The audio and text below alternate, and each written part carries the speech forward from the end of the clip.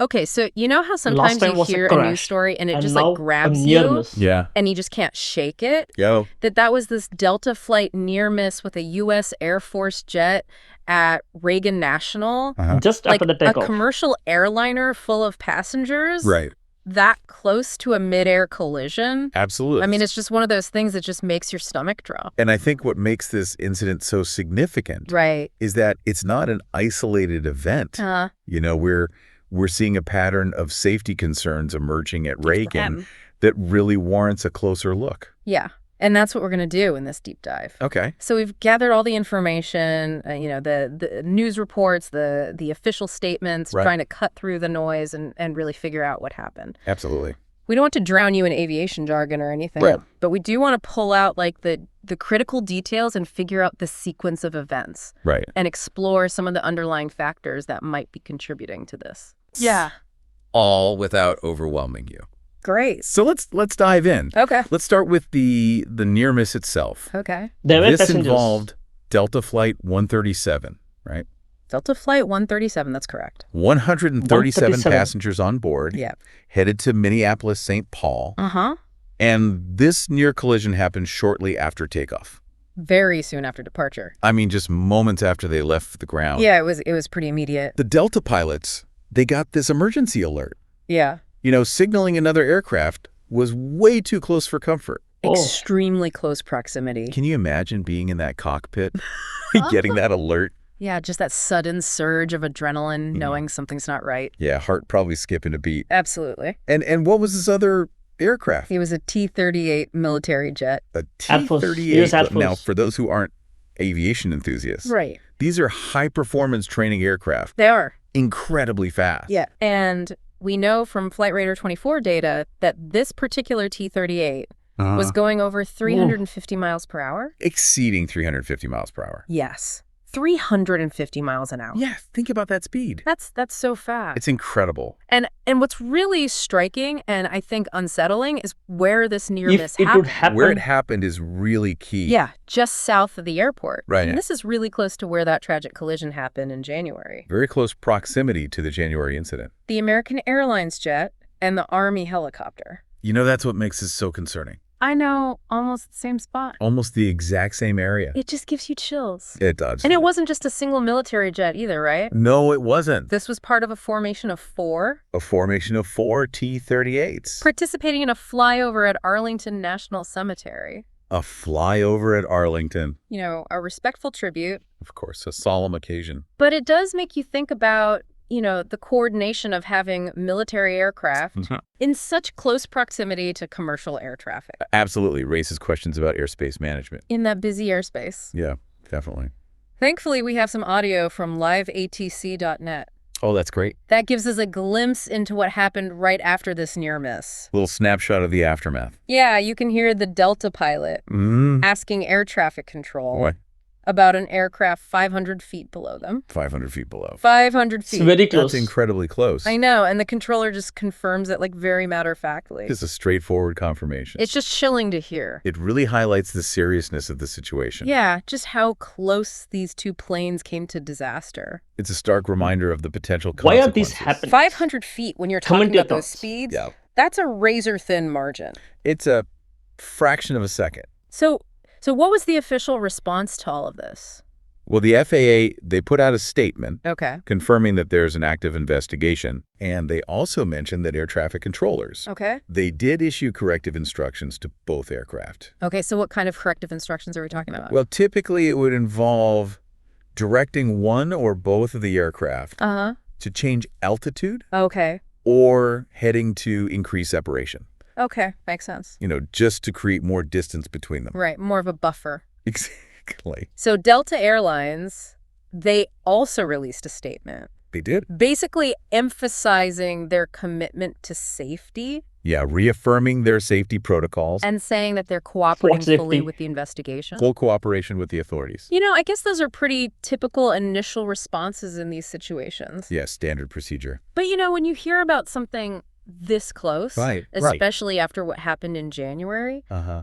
you're hoping for more than just a standard statement, right? Yeah, you want reassurance. Reassurance, some concrete action. Absolutely. And it seems like some lawmakers felt the same way. They did. Senator Amy Klobuchar, she had a pretty strong reaction on social media. She took to X, formerly known as Twitter, right, to express her concern. And she didn't mince words. No, she didn't. She called the incident unbelievably dangerous. Unbelievably dangerous. And expressed relief that, nobody was hurt. Thankfully, no injuries.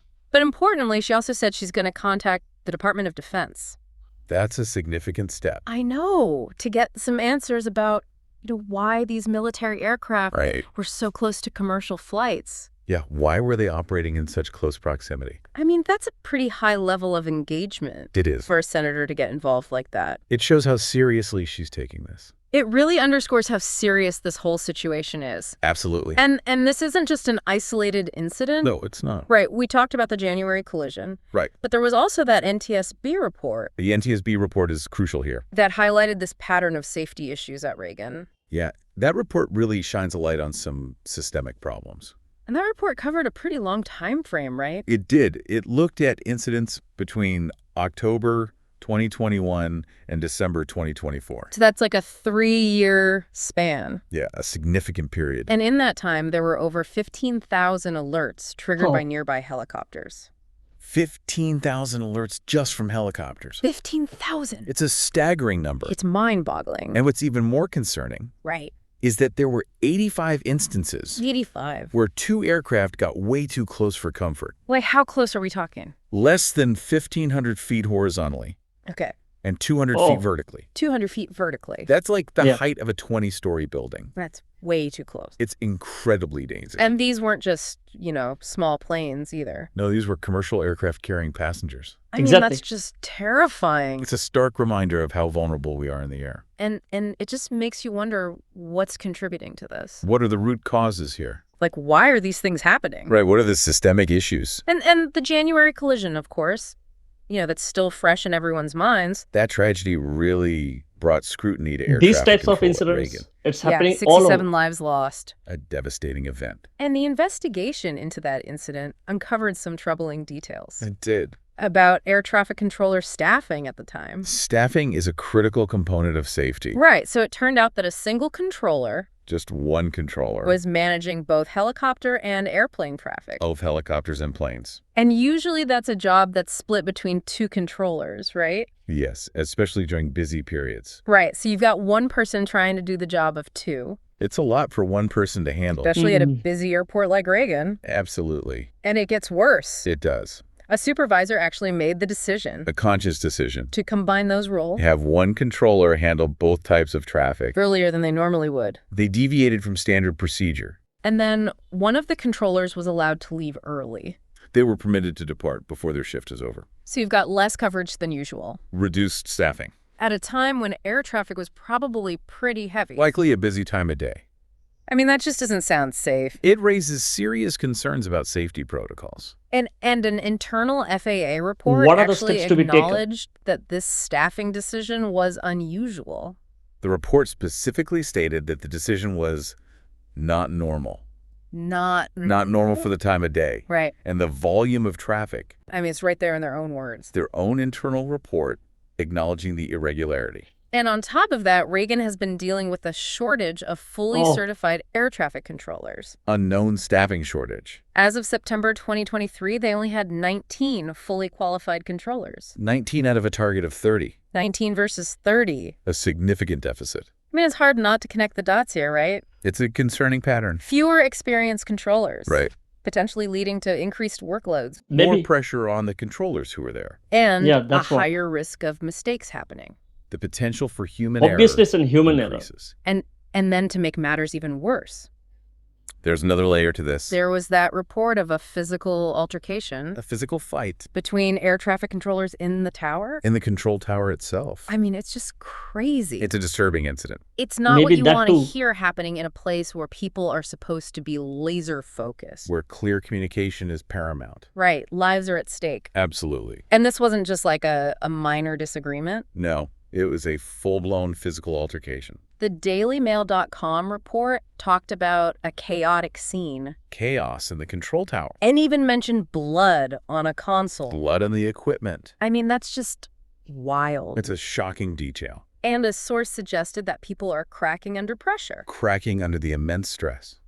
Potentially because of the trauma and the stress from the January collision? It's understandable that the January incident would have a lasting impact. But if air traffic controllers are working in that kind of environment... In a high-stress, volatile environment... It makes you question their ability to do their jobs effectively. It raises serious doubts about their capacity to manage air traffic safely. And safely. Safety has to be the top priority. Absolutely. Always. And you know, these incidents at Reagan, right? They weren't the only concerning aviation events that happened in early Maybe so much workload. There have been other incidents that have raised concerns. Yeah, just to give you a broader perspective. A wider lens. Shortly after the January collision at Reagan, there was that horrible twin-engine jet crash in Pennsylvania. A devastating crash. And there were no survivors. Tragically, no one survived. And then there was that Delta flight that crash-landed upside down in Toronto. An incredible incident. I know. Thankfully, everyone survived that one. Thankfully, yes. But can you imagine being trapped in an upside-down plane? It's a terrifying thought. It's a nightmare. It is. And it just feels like it's been a really rough start to the year for aviation.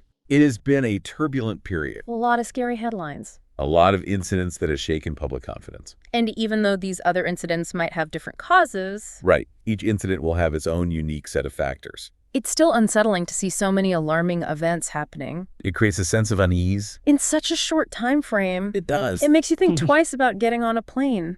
It's natural to feel apprehensive. And this latest near miss at Reagan... This close call. It just adds to that anxiety. It amplifies those concerns. So where do we go from here? Well, the FAA is under a lot of pressure. They are. To do something. To take action. To implement stricter safety measures. Yeah, people want to see real change. They want to feel confident that flying is safe. And the findings from this current investigation... This investigation is critical. Are going to be really important. Absolutely crucial. In determining, what went wrong. Identifying the root causes. And what needs to be done to prevent something like this from happening again. Right, what changes need to be made. So let's recap. Okay. We had this Delta flight. Delta Flight 137. Come dangerously close to a U.S. Air Force jet. A T-38 military jet. Right after takeoff from Reagan National. Just moments after departure. And this happened almost in the same spot. Almost the exact same location. It's that fatal collision back in January. The tragic collision that claimed 67 lives. We know there's a history of safety concerns at Reagan. A documented pattern of incidents. There have been issues with air traffic controller staffing. Staffing shortages and questionable decisions. And reports of serious internal conflict within the control tower. That too. A high-stress environment with potential for human error. It all adds up to a pretty worrying picture. It's a concerning situation. It's enough to make anyone nervous about flying. Especially at Reagan National. So here's the thing that I keep coming back to. What's that? We have all these amazing technology. Advanced radar systems. Sophisticated communication systems. Yeah, right. Meticulous procedures. Layers of safety protocol. Highly trained professionals. Pilots, air traffic controllers. Comprehensive regulations. A whole framework designed to ensure safety. So given all of that. Even all those safeguards. Why are we seeing this increase in near misses? So many near misses. It's a valid question. Especially at Reagan. Just a specific airport with a concerning pattern. What does it tell us about the system as a whole? What are the systemic weaknesses? I think it raises some fundamental questions. About the balance between efficiency and safety. Right, because we want airlines to be efficient. We want them to run on time. But safety can never be compromised. Yeah. Safety has to be the paramount concern. Absolutely. So what do you think? I think it's time for a serious conversation. About how we prioritize safety in the skies. And how we ensure that the system as a whole is resilient. And that it can withstand the pressures of modern air travel. It's a complex issue. It is. But one that we can't afford to ignore. No, we can't. Not when lives are at stake. Okay, so that's something for everyone to think about. Food for thought.